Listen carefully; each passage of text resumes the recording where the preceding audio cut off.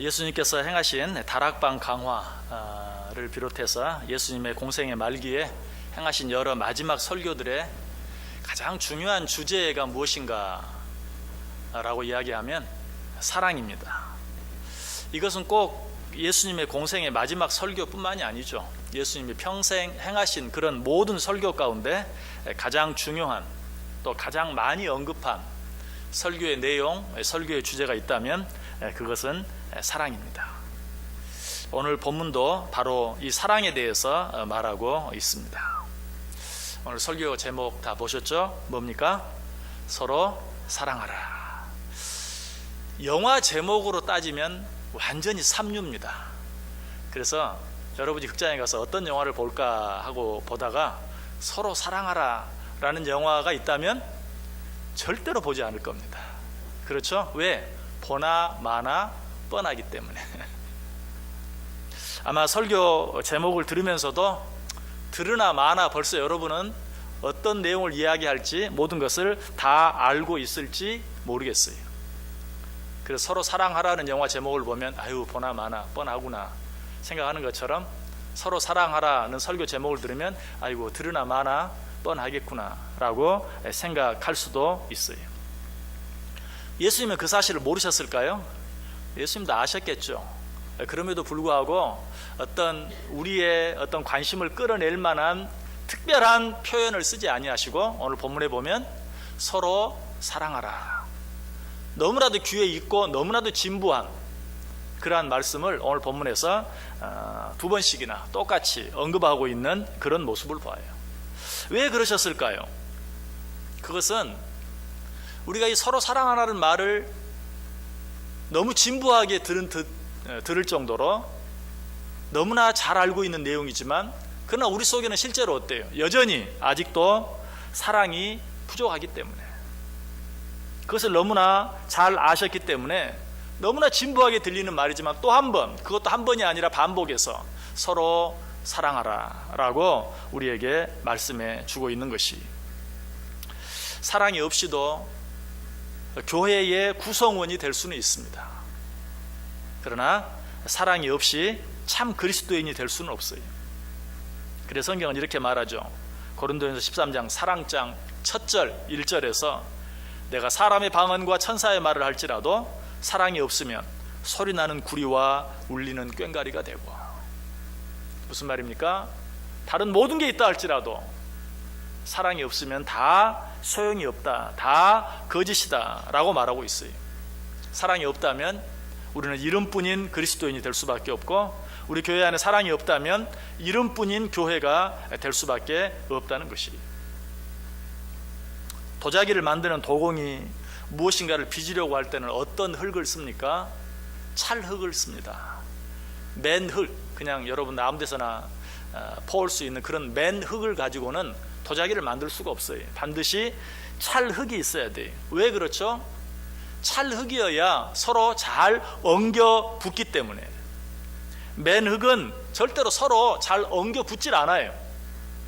그래서 맨흙 가지고는 도자기를 만들 수 없어요. 찰흙이어야 돼요. 그런데 왜 잘 엉겨 붙는 흙을 찰흙이라고 말할까요? 왜 잘 엉겨 붙지 않는 흙을 맨흙 혹은 그냥 흙이라고 말할까요? 물론 말 그대로 찰흙이라는 말 속에는 찰진 흙, 그런 또 있어요. 그러나 그 말 속에 들어있는 본래 보다 더 중요한 의미는 참흙의 의미가 있어요. 무슨 말입니까? 서로 잘 엉겨 붙는 흙이라야 진짜 흙이다 하는 그런 의미에서 찰흙이라고 말하는 것이. 그렇다면 성도도 그렇게 한번 표현해 볼 수 있겠죠. 찰성도, 맨성도. 누가 찰성도이고 누가 맨성도일까요? 서로 잘 엉겨 붙는 성도가 찰성도이고, 엉겨 붙지 못하는 그저 늘 자기 혼자뿐인 성도가 있다면 맨성도라고 말할 수밖에 없는 것이. 또 이것을 잘 다른 말로 다시 표현하면 서로 잘 엉겨 붙는 성도는 어때요? 하나님께서 당신의 뜻대로, 하나님께서 원하시는 대로 무엇인가를 빚어낼 수가 있어요. 그러나 서로 잘 엉겨 붙지 못하는 성도, 소위 맨성도는 어때요? 하나님께서 무엇을 원하시지만 하나님의 뜻대로 무엇을 빚어낼 수가 없어요. 왜? 서로 잘 엉겨붙지 않기 때문에. 아마 이런 사실 때문에 이사야 선지자는 우리는 진흙이요 주는 토기장이시다 라고 표현하였을 거예요. 우리는 진흙이요 주는 토기장이시다. 주님은 우리를 통해서 뭔가를 빚어내기를 원하시는 분이, 그 주님께서 당신의 뜻대로 무엇을 빚어내게 해주시기 위해서는 우리가 서로 잘 엉겨붙는 진흙, 찰흙이 되어야 돼요. 그러나 그렇지 아니하면 하나님께서 우리를 통해서 아무것도 당신이 원하시는 일을 해나갈 수 없다. 예레미야 선지자도 그래서 말하죠. 이스라엘 백성아, 진흙이 토기장이의 손에 있음 같이 너희가 내 손에 있느니라. 역시 진흙과 토기장이의 비유를 가지고 하나님과 우리의 관계를 설명하고 있는 것을 봐요. 세상 사람들도 사람을 표현할 때, 또 혹은 사람을 평가할 때 흙이나 모래로 비유하곤 해요. 우리가 너무나 잘 아는 말이 있죠. 한국 사람과 일본 사람을 비유하는 그런 표현. 일본 사람은 진흙과 같아서 서로 잘 뭉치지만 한국 사람은 모래와 같아서 뭉치지를 못한다. 별로 듣기 좋은 소리는 아니, 그러나 사실 이 말에 대해서 많이 생각해 볼 때가 참 많아요. 특별히 외국에 나가 살아보면 우리 한국 사람들이 참 잘 뭉치지 못한다 하는 그런 느낌을 받을 때가 많이 있어요. 듣기는 싫지만 우리가 마음속으로 한번 곱씹어 볼 필요는 있는 것 같아요. 이처럼 진흙은 뭘 말해요? 서로 잘 엉겨붙고 잘 하나가 되는, 그러나 모래는 서로 엉겨붙지 못하고 하나가 되지 못하는 그러한 사람을 가리킬 때 쓰는 말이, 우리는 어차피 하나님 손에 들려진 흙과 같은 존재들입니다. 그렇다면 여러분은 어떤 흙이 되기를 원하십니까? 하나님께서 무엇인가를 빚으려고 할 때 하나님의 뜻대로 마음대로 빚어낼 수 있는 찰흙이 되기를 원하십니까? 아무리 무엇인가를 빚어내려고 해도 도무지 빚을 수 없는 그야말로 맨흙이 되기를 원하십니까? 여러분의 대답을 기다릴 필요는 없겠죠. 당연히 찰흙이 되기를 원하시겠죠. 그런데 어떻게 찰흙이 될 수 있는가? 어떻게 찰흙이 될 수 있다고요? 서로 잘 엉겨 붙어야 돼요. 서로 어우러져서 하나가 될 수 있어야 돼요. 그로 인해서 나 자신의 모습은 조금 구겨지고 이그러질 수 있어요.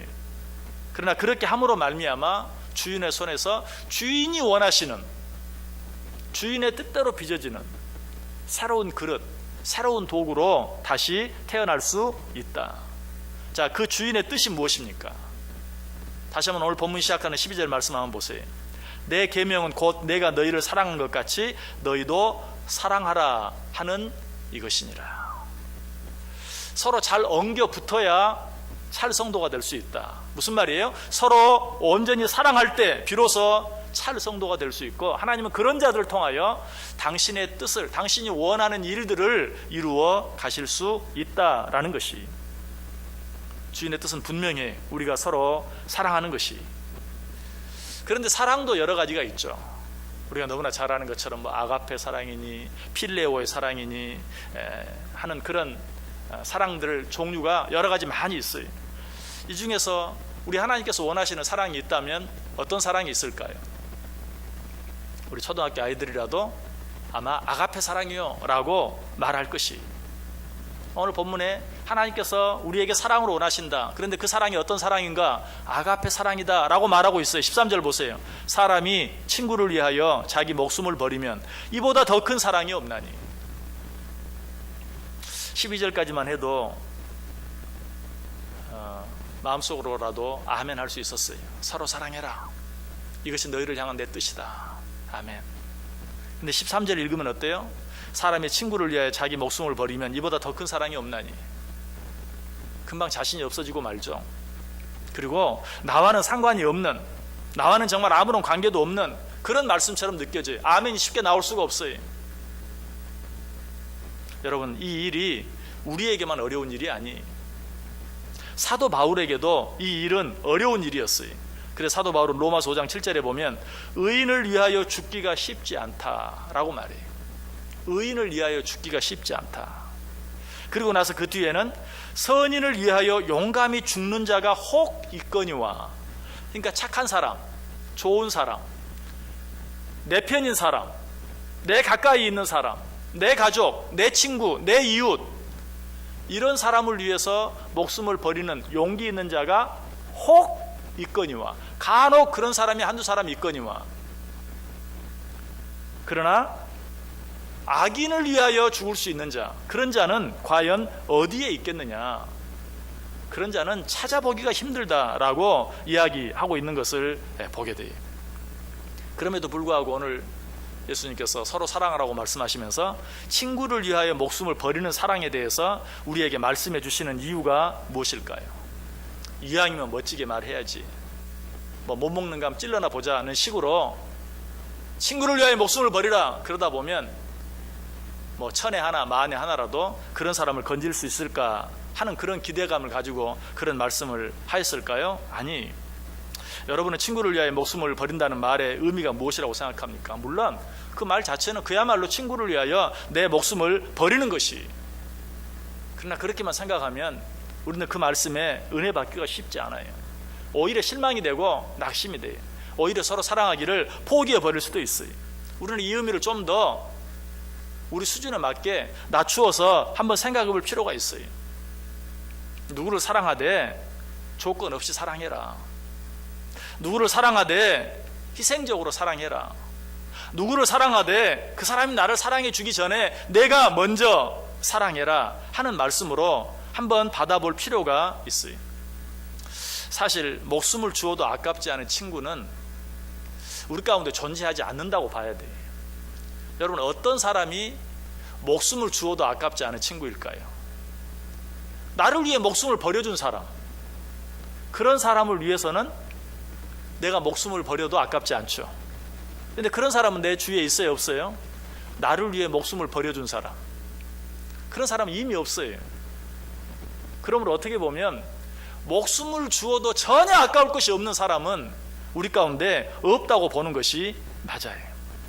그럼에도 불구하고 내 친구를 위하여 목숨을 버리라, 그보다 더 귀한 사랑이 없다라고 말하는 것은 꼭 내가 누군가를 위해 죽어주는 그것만을 의미하는 것이 아니라, 이미 말씀드린 것처럼 조건 없이 내게 좀 손해가 되더라도, 그리고 그 사람이 나를 사랑하기 전에 내가 먼저 사랑해 줄 수 있는 그런 사랑을 우리에게 말하고 있는 것이. 그러나 이것도 쉽지가 않죠. 무조건적으로 사랑하는 것, 내가 좀 손해를 보면서라도 희생적으로 사랑하는 것, 그리고 저 사람이 나를 사랑해 주기 전에 내가 먼저 사랑하는 것, 이것도 쉽지는 않아요. 우리는 여기에서도 정말 이 사랑을 좀 실천하기 위해서는 한 번 더 그 수준을 낮춰볼 필요가 있어요. 어떻게? 무조건적으로, 희생적으로, 먼저. 그걸 생각하기 전에 내 속은 부글부글 끓지만, 그러나 한 번 참고, 두 번 참고, 세 번 참아주는 것, 내가 가서 뭐 안아주고, 내가 가서 웃어주고, 내 것을 내어주고, 그러기 이전에 정말 참을 수 없을 만큼 밉고, 쳐다보기도 싫고 같이 있기도 싫지만 이를 앙당 물고 같이 있어주고 참아주고 하는 그러한 것, 그것이 바로 사랑이라는 것이.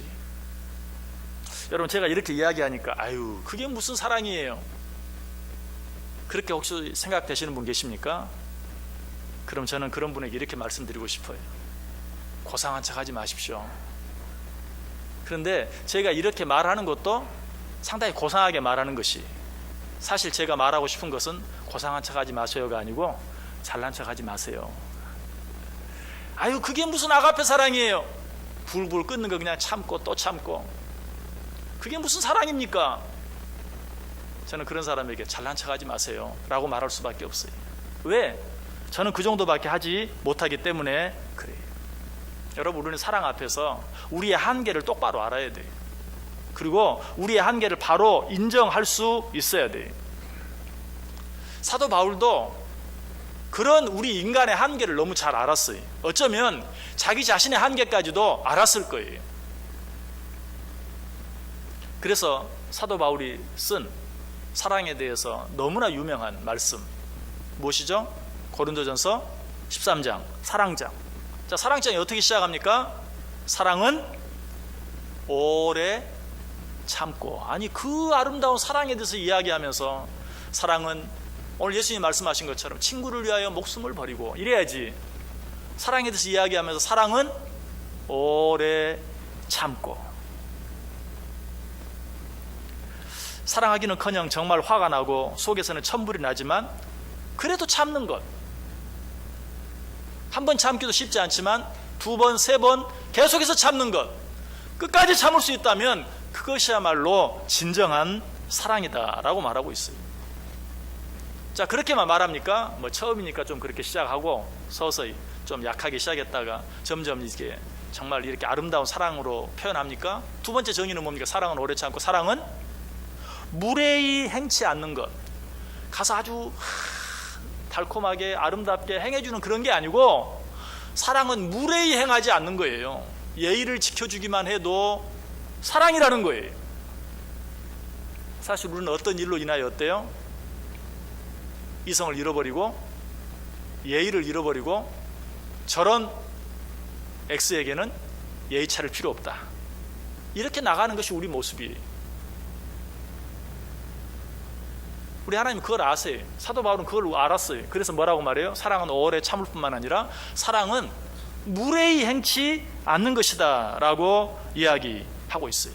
당장 멱살을 잡고 싶지만 그거 참고 멱살 잡지 않는 것, 사랑은 무례히 행치 않는 것이라고 했으니까 내가 멱살은 잡지 말자, 가서 안아주는 거 그거 말고 그냥 멱살 잡고 싶은데 멱살 잡지 않는 것, 그것이 사랑이다 라고 말하고 있어요.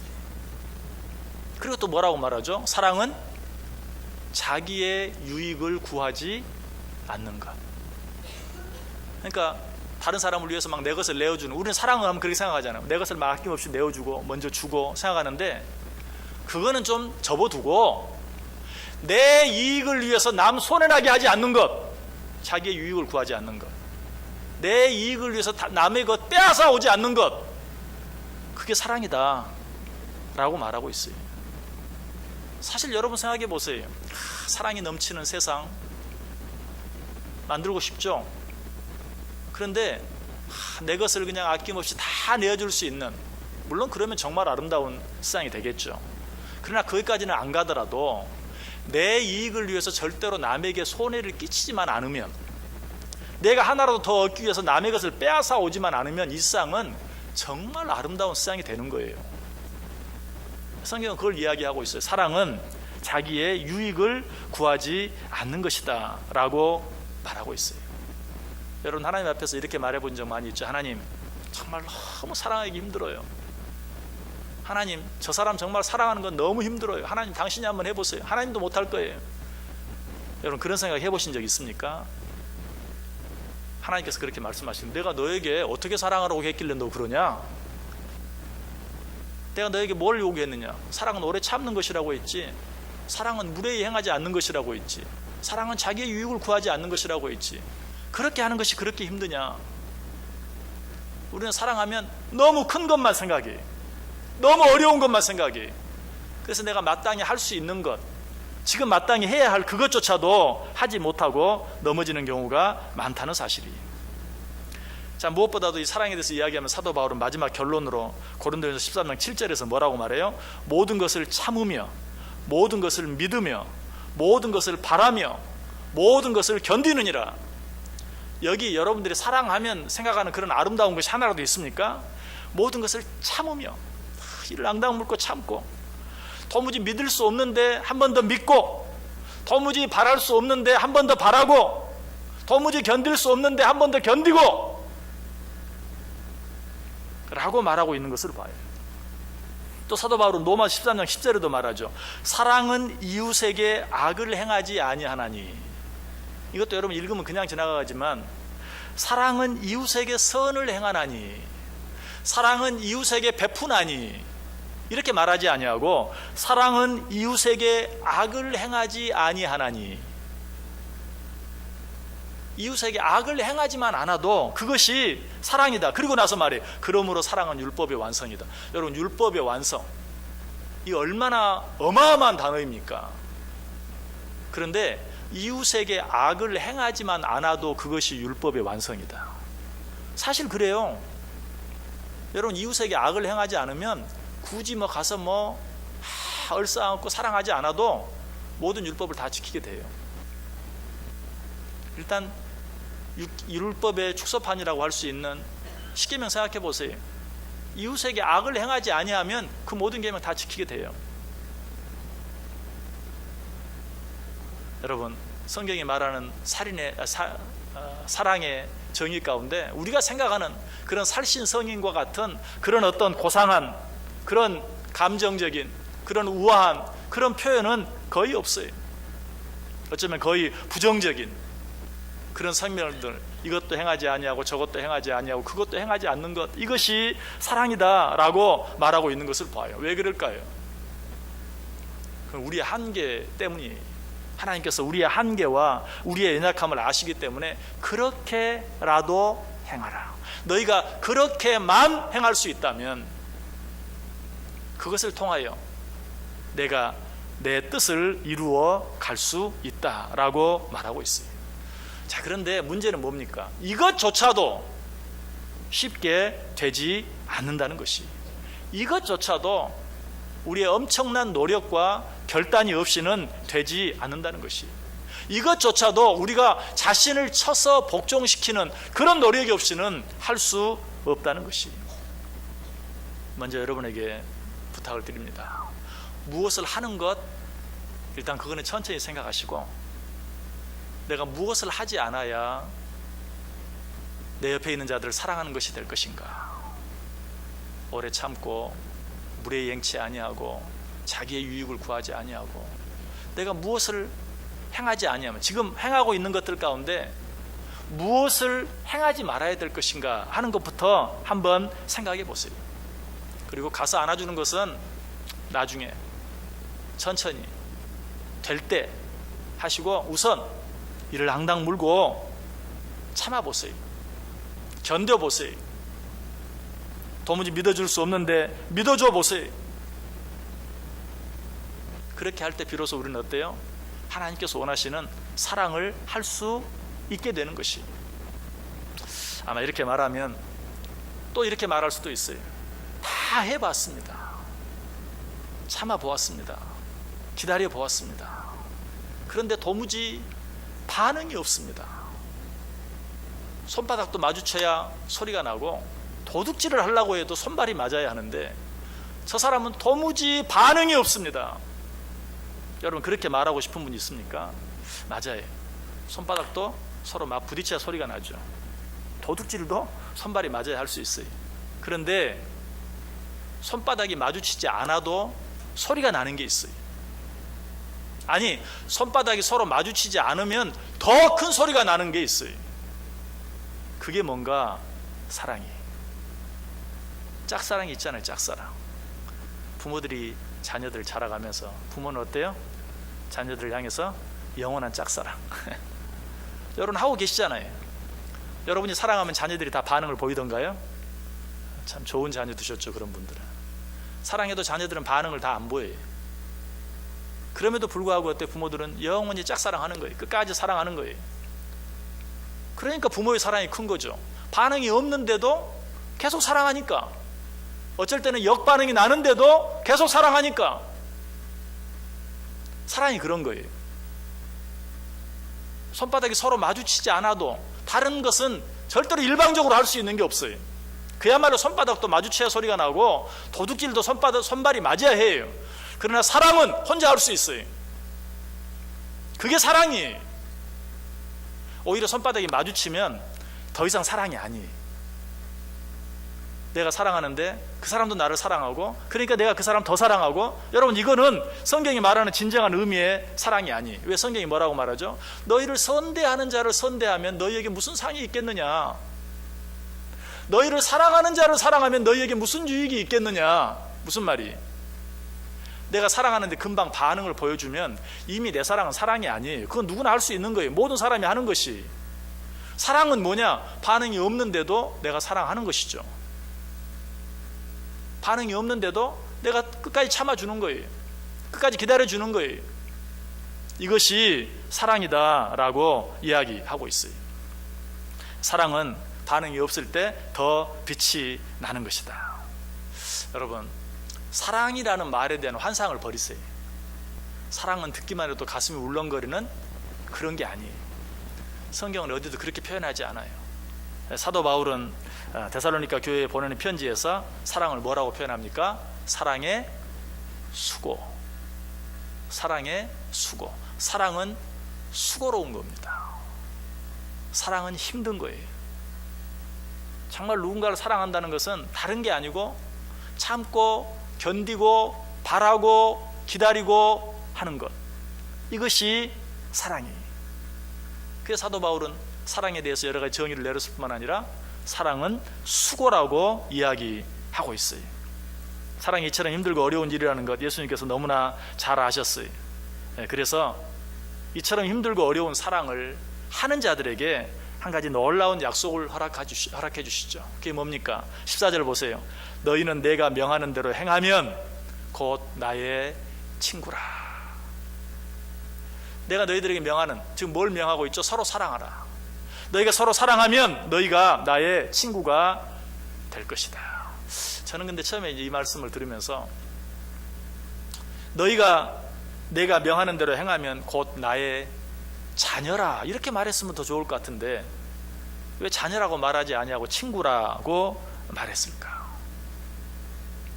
여러분, 자녀는 사랑하지 않아도 자녀입니다. 한 번 자녀는 끝까지 자녀예요. 여러분, 예수 그리스도 믿으면 하나님을 믿으면 하나님의 자녀가 되는 거예요. 영접하는 자, 곧 그 이름을 믿는 자들에게 하나님의 자녀가 되는 권세를 주셨어요. 우리는 믿기 때문에 하나님의 자녀가 되었어요. 한 번 자녀는 영원한 자녀예요. 그런데 친구는 그렇지 않아요. 우리가 다 하나님의 자녀이지만 우리가 다 하나님의 친구라고 말할 수는 없어요. 성경에 하나님께서 친구라고 말한 사람이 있죠. 누굽니까? 아브라함을 친구라고 그랬어요. 그리고 뭐라고 말하죠? 내가 내 벗된 아브라함에게 무엇을 숨기겠느냐라고 하시면서 소돔과 고모라의 심판에 대해서 다 이야기해 주죠. 친구는 어떤 자입니까? 하나도 숨기는 게 없는.